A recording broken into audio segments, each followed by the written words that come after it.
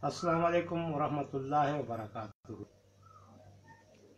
कैसे हैं प्यारे दोस्तों। आज सारा दिन बड़े फ़ोन आए, मैसेजेस आए, सब ने मुझे टिक टाक बुरा भला कहा। लेकिन मज़े की बात यह है कि किसी ने मुझे गलत नहीं कहा कि मैंने जो कल बात की थी पीआईडी के हवाले से और अखबारात के हवाले से, तो एतराज़ सब ने किया, लेकिन किसी ने ये नहीं कहा कि आपने गलत कहा है। एक दो जगह से थोड़ी सी धमकी भी मिली, उन्होंने कहा कि जी हम आपके खिलाफ एक्शन लेंगे।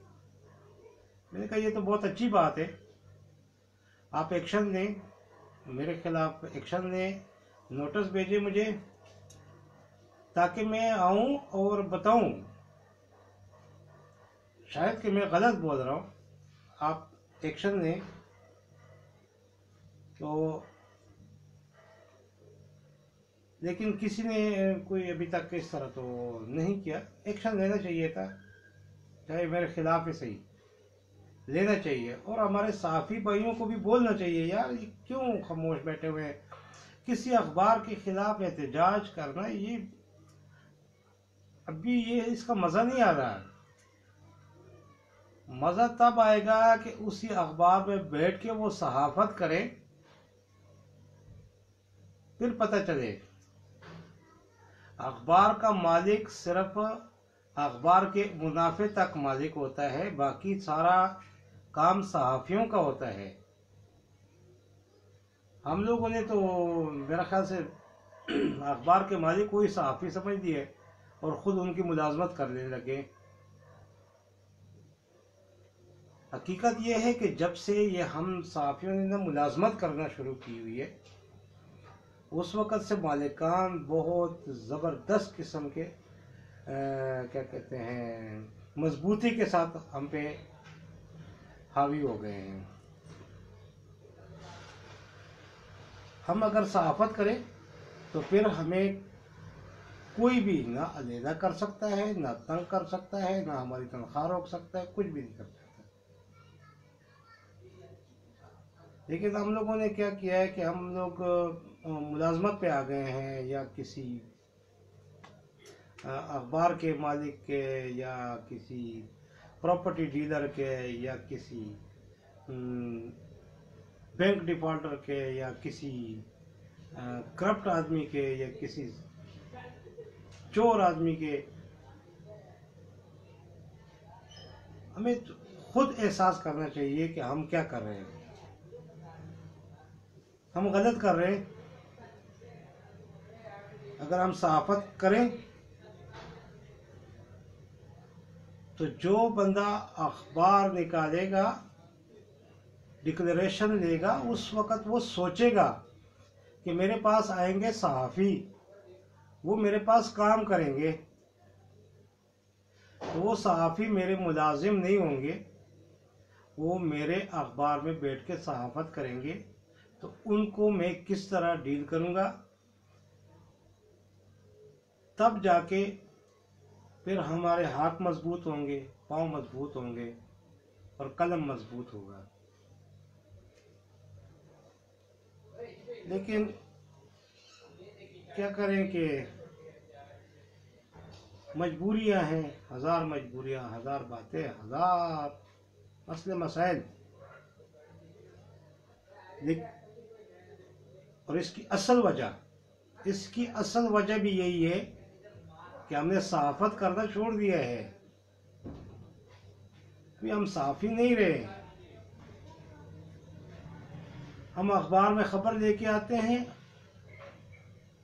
और अखबार वाले रोक देते हैं। एक हम जब रिपोर्टिंग करते थे, उस वक़्त जब हम कोई खबर लेके आते थे तो न्यूज़ रूम वाले उसको रोक देते थे। सुबह पता चलता है कि जी हमारी तो वो खबर लगी ही नहीं। जब हम न्यूज़ रूम से चीफ न्यूज़ एडिटर साहब से पूछते थे कि जनाब हमारी खबर आज लगी नहीं, उसने कहा कि आपकी खबर में ये खामियां थी। फिर हम उसको ठीक करते और दोबारा देते तो वो उसको बेहतरीन अंदाज में लगा देता। लेकिन आजकल हमारी खबर रोक ली जाती है, इसलिए नहीं कि वो खबर में कोई खामी होती है, क्योंकि उसमें खुसूसियत होती है, इसलिए खबर को रोक दिया जाता है। और ये कोई नहीं रोकता, कोई ये जो कहते हैं एजेंसियां और आर्मी और ये फजूल बकवास है, वो नहीं रोकते किसी खबर को। खबर अगर रुकती है तो वो रुकती है जो किसी की उसके डिपार्टमेंट इदारे में करप्शन के खिलाफ खबर होती है, तो वो अखबार का मालिक रोकता है, कोई एजेंसी नहीं रोकती, अखबार का मालिक ही रखता है। आपको नहीं लगता कभी डॉन लीक्स निकला होता है, कभी क्या कभी क्या कभी क्या कभी क्या, हमारे अखबारात की खबरें पूरी दुनिया में चल जाती है, ठीक है। नहीं, ये नहीं है वो बातें, ये वो बातें नहीं है जो हम लोग, जिसकी वजह से हम लोग कह रहे हैं कि जी सहाफत पाबंद हो गई। ये तो हम लोगों ने अपने लिए एक ड्रामा बनाया हुआ है कि हम जी कुछ कर नहीं सकते, हम पाबंद हैं, हम सहाफत या कमाल हुई है। उस सहाफत या कमाल हुई है, सहाफी तो नहीं हुआ। सहाफी कभी भी यरगमाल नहीं हो सकता, क्योंकि उसने सहाफत करनी है, और जो सहाफत करेगा तो उसके लिए बहुत ज़्यादा जो है ना वो अपॉर्चुनिटीज़ हैं। लेकिन अगर आप मुलाजमत करोगे तो आपके लिए कोई अपॉर्चुनिटी नहीं है। फिर आप एक मुलाजिम हो, आप खबर लेके आओगे, अखबार का मालिक अपने इश्तिहार, अपने मुफाद के लिए उस खबर को रोक देगा। ये खबर रोकने का जो सिलसिला है, ये सिर्फ एक वक्त में जंग अखबार में हुआ करता था कि चूँकि उनके बिजनेस ज़्यादा वो रिलेशन थे और वहाँ पे ज़्यादा एडवर्टाइजमेंट का रुझान होता था, तो इसलिए वो खबर रोक देते थे कि यार किसी ऐसे इदारे की कोई खबर ना लगे कि ताकि जिसकी वजह से उनको नुकसान हो या उनकी वजह से इश्तिहार न मिलने की वजह से हमारा नुकसान हो। तो आहिस्ता आहिस्ता अब ये सारे अखबार, तो अब तो चूँकि अखबार बने ही इसीलिए हैं कि कमाई की कमाई और रोब का रोब, दबदबा, ये हम सहाफियों की वजह से है। आप पीएडी पे चले जाएं, जो अपने आप को नामी गिरामी सहाफी कहता है, वो भी वहां पे बैठ के डील कर रहा होता है, जी कितने % देंगे जी, तो आप हमें इश्तिहार देंगे, ताकि वहां पे सहाफी आजकल डीलिंग कर रहे होते हैं पीआईडी में बैठ के, पीआईडी के अफसरान के साथ, डायरेक्टर के साथ बैठ के डीलिंग कर रहे होते हैं कि जी कितने का इश्तिहार देंगे तो कितने कमीशन और कैसे होगा। तो फिर तो ये हाल होना है सहाफत का भी और सहाफियों का भी। अगर हम ये काम छोड़ दें मालिक के ऊपर कि भाई तूने हमें रखा है, अब आप हमारे लिए बंदोबस्त करो, जैसे भी करते हो, जहां से भी करते हो। यार कई ऐसे अखबारात हैं जिनके मालिकान ने अखबार चलाने के लिए अपने घर के बर्तन तक बेच दिए, लेकिन अखबार को बंद नहीं होने दिया। और हमने ऐसे अखबारात में काम किया है, हमने यहाँ तक खुद उनको कहा है कि यार 2-2, 3-3 महीने तक हम गुजारा कर लेंगे किसी भी तरीके से। लेकिन आजकल तनख्वाह पे बहुत कम सहाफी है। अगर आप प्रेस क्लब में इस वक्त अगर 4000 मेंबरान है, उसमें 2000 भी सहाफी हैं, बतौर सहाफी वहाँ पे प्रेस क्लब में रजिस्टर्ड हुए हैं, तो आप उनका डेटा निकालें या उनकी असल उनको कहें कि जी अपनी अपॉइंटमेंट लेटर लेके आए, और आप जब से उसमें आए हैं उन 1-2 तनख्वाहों की जो बैंक की रसीदें हैं वो लेके आए कि आपको बैंक के थ्रू तनख्वाह मिली है, आप वो लेके आए हैं। नहीं है उनके पास, किसी के पास ना अपॉइंटमेंट लेटर है ना कोई चीज़ है। ये वहाँ पे जाते हैं अपने आप को जिंदा रखने के लिए किसी भी अखबार के मालिक के पास बैठ के कि जी ठीक है, मैं आपके साथ बतौर डिप्टी एडिटर काम कर रहा हूँ, मैं इन्वेस्टिगेशन एडिटर काम कर रहा हूँ। अभी तो ओहदे भी, एडिटर के लिए ओहदे भी इतने ज़्यादा हो गए कि आदमी गिनते गिनते थक जाता है, लेकिन उसमें वो पेशानी के ऊपर नाम का पता ही नहीं चल रहा होता है कि अखबार का नाम क्या है, क्योंकि वहाँ पे executive editor, chief executive editor, chief managing editor और मैनेजिंग एडिटर और चीफ एडिटर और एडिटर, क्योंकि वो सारे मिल के, अखबार कोई भी नहीं, अखबार के लिए कोई नहीं कर रहा होता है, वो दे रहे होते हैं अखबार को, सहाफत कोई नहीं कर रहा है।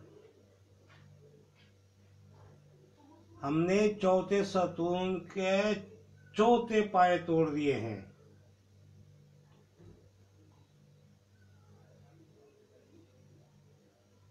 बात यह है कि अखबारात को इस वक्त ABC सर्टिफिकेट के मुताबिक जो सेंट्रल मीडिया लिस्ट का रेट मुकर्रर है, अगर आप हकीकत देख लें तो जिसको 255 रुपये, यानी जो कोई 50,000 ABC सर्टिफाइड है, कोई कितना है, कोई कितना है, यानी 25-30 हज़ार से तो कोई कम है ही नहीं।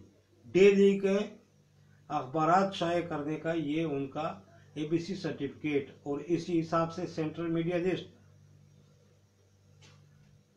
तो अगर आप इनका हकीकत में देखें तो उनका 50 पैसे या 10 पैसे या बहुत ज़्यादा हुआ तो 2 रुपये या बहुत ज़्यादा हुआ तो 5 रुपये पर सेंटीमीटर बनता है, जिनको अभी 250, 350, 410, ये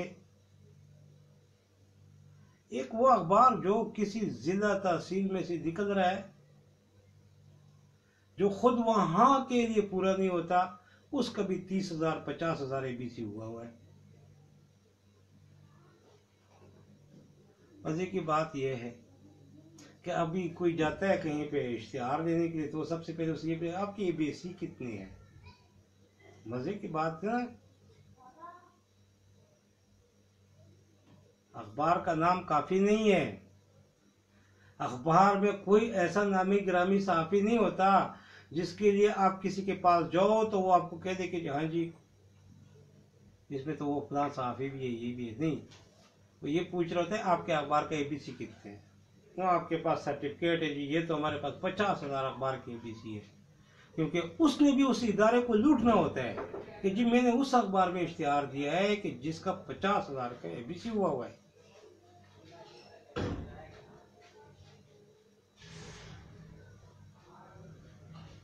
अब आप इस पे भी कल इंशाल्लाह फिर बात करेंगे, थोड़ा थोड़ा प्रिंटिंग प्रेस की तरफ आए।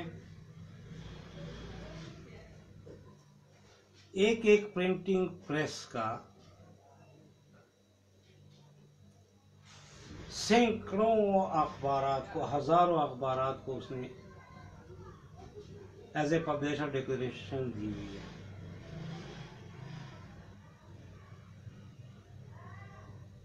अब आप खुद सोचें कि अगर एक प्रिंटिंग प्रेस के पास 1000 अखबार है और वो 25-25 हजार अखबार छाप रहा है, तो ये तो पूरे 3 महीने का प्रोसेस हुआ है यार। 3 महीने में भी इतना प्रिंटिंग नहीं हो सकती है। अब इस मद में कितना टैक्स जाया जा रहा है, PID का, वो यूं समझ लो कि पर सेंटीमीटर, एक इश्तिहार में पर सेंटीमीटर 300, 200, 250, 150 तक का घपला होता है एक सेंटीमीटर में। और आप रोजाना का हिसाब लगाएं कि कितने अखबारात को कितने इश्तिहारात मिलते हैं, कितने सेंटीमीटर के, उसमें कितना इतना उसका होता है। लेकिन ये नहीं, अब कोई नहीं देखता। इसी वजह से कि असल अखबारात को उसका हक नहीं मिलता, वो जो असल अखबारात होते हैं उसको उसका हक नहीं मिल रहा होता है, और उसमें जो असल सहाफ़ी काम कर रहे होते हैं उनको भी हक नहीं मिल रहा होता है। सारे ये जो यहाँ पे किसी गली कुचे में बैठे हुए होते हैं, अखबार प्रिंट करते नहीं है, बस जाते हैं एक अखबार प्रिंट किया, वो जाके PID में दे आए और जी ये अखबार है और इतने कमीशन दे और इतने इश्तिहार थे। 1 लाख रुपए का इश्तिहार होता है, उसमें 16% 16,000 रुपये टैक्स लगता है। उसके बाद 35% कमीशन पे वो फरोख्त होता है। उसके बाद जो जिसने डील कराई है उसकी भी 15-20% कमीशन होती है। आखिर में 15-20% बचता है, वो मालिक के पास जाता है। मालिक, अखबार का मालिक उस 20-25% के लिए 20-25 सहाफियों की बाट लगा देते हैं, तबाह करके रख देते हैं सहाफत को। मजबूर हो गए हैं सहाफी अभी बहुत कुछ करने में।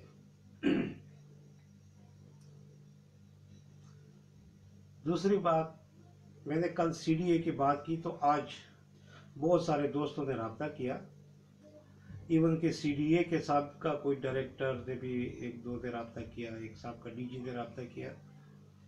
उन्होंने कहा कि बस सिर्फ हमारी आंखें बंद है, हमारी कान बंद है, हमारे जुबान बंद है, क्योंकि हकीकत ये है कि अगर सिर्फ ये देखा जाए कि अभी तक CDA ने जितनी ज़मीनें एक्वायर की है उनकी एक ठीक ठाक रकम उनको दे चुके हैं, उनके बदले में उनको ज़मीनें दे चुके हैं, उनके बदले में उनको प्लाट भी दे चुके हैं, उनके बदले में तमाम सहूलियात भी दे चुके हैं। सब कुछ करने के बाद वो ज़मीनें फिर भी उन्हीं लोगों के पास है और वो 50,000 से 1 लाख रुपए मरला बेच के दोबारा वहाँ पे आबादी शुरू की हुई है। और उन खरीदने वालों को ये कहा जाता है कि हम आपको इस ज़मीन के, इस प्लाट के वो कीमत दिलाएंगे जो एक्वायर शुदा प्लाट के होंगे, जो ज़मीन इस्लामाबाद के सेक्टर की कीमत होगी वो आपको लेके देंगे। यानी पहले ज़मीन खरीदी, पैसा CDA वालों ने और ज़मीन वालों ने का दिया, अब ज़मीन बिक रही है तो पैसे CDA वाले और ज़मीन वाले का रहे। फिर जब इनका कब्जा लिया जाएगा उस वक्त भी CDA वाले और ज़मीन वाले पैसे खाएंगे। मेरी सुप्रीम कोर्ट से दरख्वास्त है, जनाब चीफ जस्टिस साहब सुप्रीम कोर्ट ऑफ पाकिस्तान, एक मरतबा ज़रा इस बात पे आप नोटिस ले लें, एक खुद नोटिस इसके ऊपर ले लें कि अभी तक कितनी ज़मीन एक्वायर हुई है, कितनी ज़मीन हासिल की गई है, कितनी ज़मीन अभी तक उन्हीं लोगों के पास मौजूद है और उसमें से कितनी ज़मीन अभी तक वो इस्तेमाल कर चुके हैं। जनाब चीफ जस्टिस साहब, CDA के ट्रकों में वहां पे सीमेंट बजरी वगैरह आता है, ये कोई मजाक नहीं है। सरकारी गाड़ियों में वहां पे सीमेंट बजरी सामान आता है।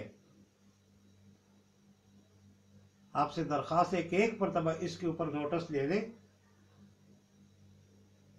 पैसा यहाँ पे सारे लोगों के पास पड़ा हुआ है, वो बता कि मैंने क्या मनी लॉन्ड्रिंग तो इस चक्कर उस चक्कर में कुछ भी आप लोगों ने करना तो है नहीं, इधर की कर लो, ये मौका है। चेयरमैन ने नोटिस ले ले इस बात का, सिर्फ उनसे CDA से अभी तक एक्वायर की गई ज़मीनों का रिकॉर्ड ले लें, उस वक़्त जितने खाली ज़मीनें थी उसका रिकॉर्ड ले लें। अब जाके देख ले कि वो कितनी ज़मीनें खाली और कितनी दोबारा बिक चुकी हैं। करोड़ों रुपए आपके पास यूं आ जाएगा।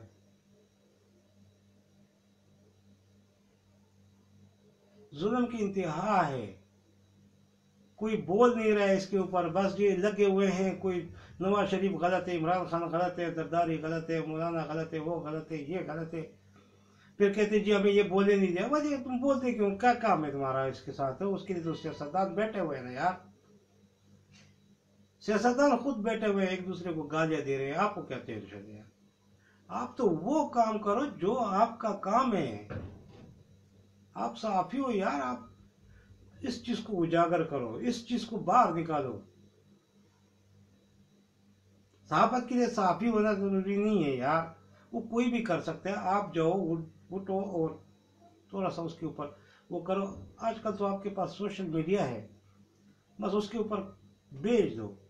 बहुत सारे बेहतरीन किस्म के सोच के हामिल, मुल्क और कौम के दर्द रखने वाले लोग उस पर बैठे हुए हैं। आपके पोस्ट को ऐसे वायरल कर देंगे कि आप हैरान रह जाएंगे, कार्रवाई भी हो जाएगी। लेकिन अगर आप इस तरह सोचते रहेंगे कि कौन करेगा, इमरान खान आके करेगा, नवाज शरीफ आके करेगा, जरदारी आके करेगा, मुशर्रफ आके करेगा, तो भूल जाए इन चीज़ों को, कोई भी नहीं करेगा। क्योंकि आपको पता है कि हुकूमतें कैसे बनाई जाती है, कैसे बनती है। किसी का दिमाग खराब है, इस तरफ ध्यान दे यार। ये आपका काम है कि आप उसकी तवज्जो दिलाएं। कोई भी बंदा उठ के कोई भी कहीं पे भी वीडियो बना सकता है यार।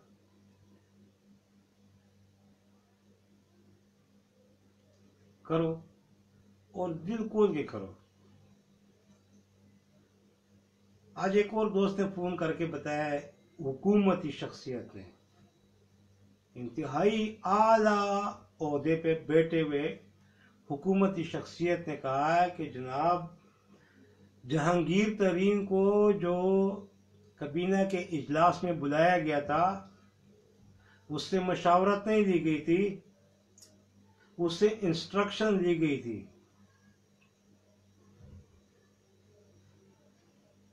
ये जो अभी गंदम का सीजन आ रहा है, इसमें अरबों रुपए का फ्रॉड होने वाला है, अरबों खरबों रुपए का फ्रॉड होने वाला है। मासूम जमींदारों का बेड़ा गर्क होने वाला है। अपने बंदों को लाखों के हिसाब से बारदाना बोरियां जो है वो दे दी गई हैं, जबकि आम किसान के लिए तमाम डीसीओस को कहा गया है कि जी उनसे दरखास्तें लें, फिर कुरानंदाजी करें। तो किसानों को इस मरतबा गर्क किया गया है। इस मरतबा किसान के साथ जो होने वाला है वो हम तसव्वुर भी नहीं कर सकते। ये जो नया पाकिस्तान का जो है ना, ये जो सरबराह है बनाया गया है, वजीर आजम इमरान खान साहब, हमें पता है कि इलेक्शन लड़ना जीतना ये बहुत मुश्किल मरहला होता है। उसके लिए बहुत सारे पैसों की और उसके दोस्तों की जरूरत होती है, लेकिन उसके लिए मुल्क को नहीं बेचा जाता। ये जो जरई आप कह रहे हैं ना कि उसके बड़ा तजर्बा है उसका, हमें पता चल गया कि उसका क्या तजर्बा है। पता करो कि इस मर्तबा बारदाना किस किस को कितना कितना बारदाना मिल चुका है, बोरियां मिल चुकी हैं। और उठें किसी के साथ से पूछे कि आपका क्या हाल है। इस मरतबा इमदादी रकम देने वालों से भी पैसे लिए जा रहे हैं कि आप पैसे दोगे तो आपका गंदम बिकेगा, नहीं तो इधर पड़े पड़े जो है ना बारिशें होंगी और आपका गंदम बर्बाद हो जाएगा। पहले कम बर्बाद हुआ है, अभी बहुत बर्बाद हो चुका है। इन बारिशों और ज्यादाबारी की वजह से बहुत जगहों पे गंदम बर्बाद हो चुका है। और जो बचेगा वो जहांगीर तरीन साहब के वो आला तरीन जो जरई मशवरे हैं, ये उसके नजर हो जाएगा, खत्म। अब वो जो केपीके के स्पीकर साहब कह रहे हैं कि जी एक रोटी खाएं, प्रोग्राम आप लोगों ने यही बनाया कि वो एक रोटी भी ना मिले। इस जुल्म को बंद करें।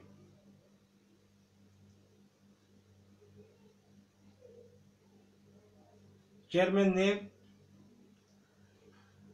इस मरतबा इस पे भी एक्शन ले लें। चीफ जस्टिस साहब आप आज खुद नोटिस ले लें इसके ऊपर। अभी से आप मंगा लें, आपको पता चल जाएगा कि किसको कितना बरदाना मिला है। अगर आप अभी ये नहीं करेंगे तो कल मुल्क के अवाम के साथ बहुत बुरा होने वाला है। पूरी दुनिया चीख रही है, पूरा पाकिस्तान चीख रहा है। चीफ जस्टिस साहब आपको सुनाई नहीं दे रहा है। आप एक्शन लें, पूछे यार, जो हम बात कर रहे हैं कम से कम उसके ऊपर कोई तो एक्शन ले। हमें बुलाए ना यार, हमें वहां पे जाके सुप्रीम कोर्ट में खड़ा करके चित्तर मारे, पूछे उनसे कि भाई आपने क्यों ये बात की है।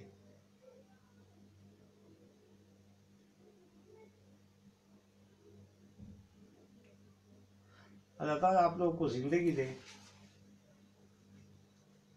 और हिम्मत दें कि आप लोग हक की बात करें, हक को सुने, हक बोलें। ये मुल्क हम सबका है। याद रखना, हम तभी होंगे जब ये मुल्क होगा। अगर हमारा ये मुल्क नहीं होगा ना, तो आप लोगों ने अभी तक मुहाजिर बन के देखा नहीं है